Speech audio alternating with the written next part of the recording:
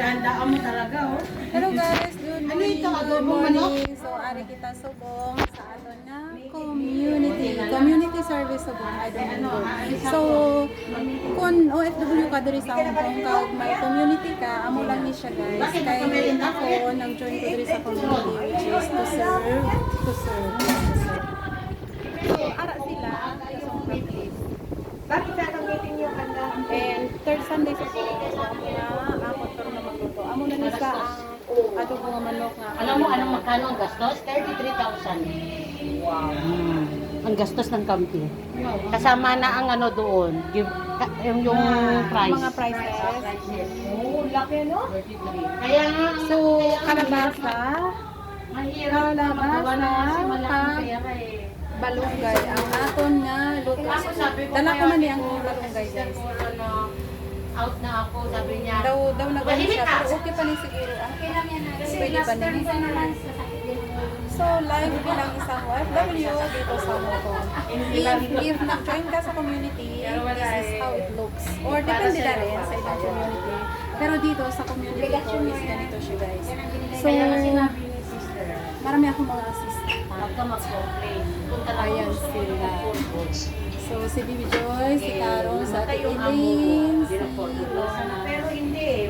May pipirma pa, kaya ayaw pa ni Lord na So, mag-forget. ari siya Meron tangkad. ka pang vision. Tapos, may scallop, dried scallop. Ay, sabi na asawa ko, hiwalayan na. Bibi, ablihan sa nato ha?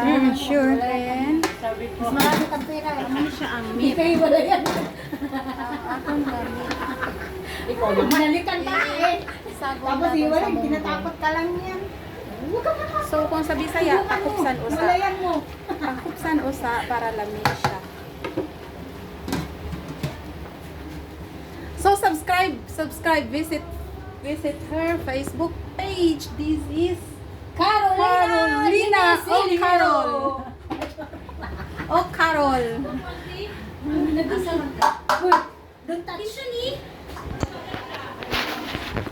So, butang natin ang kalabasa. Dali lang. Ouch! May baba na siya. Okay, diha, bibi. Di, bugnaw man ni siya.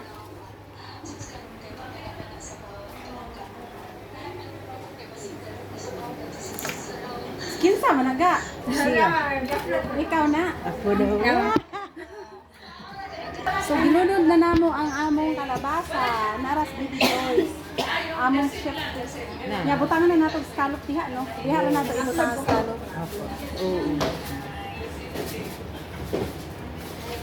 So, kalabasa with munggos.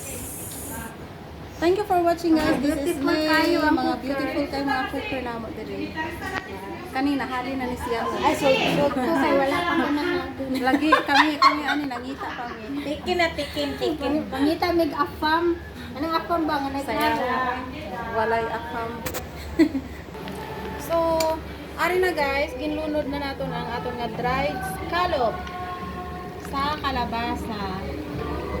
Para nga tasty ang aton nga kalabasa. Then pabukalo na lang ni naton siya. Kag make it soft. Simmer for mga ilang minutes para mag-soften ang kalabasa. Then i-mix na ang munggos. Ari aton munggo. Mabilis ang aton nga munggo. Ano to? Ara-ara aton munggo. Very sticky. Diba, inatak ni So, ang gibutang ko lang sila, Inik ay yan. ginger kag lemongrass or tanglad. So, okay na na siya. Huluto na lang din natin na mag-soften. Then, mix ang ato nga karne. Kag ready to serve Uy. na. Huwag pa ni pwede pa mo tayong asin? Wala pa, unya ra kay mo. Mukuan siya, bibi, mukubol. Makakubol ba na asin? Bibi?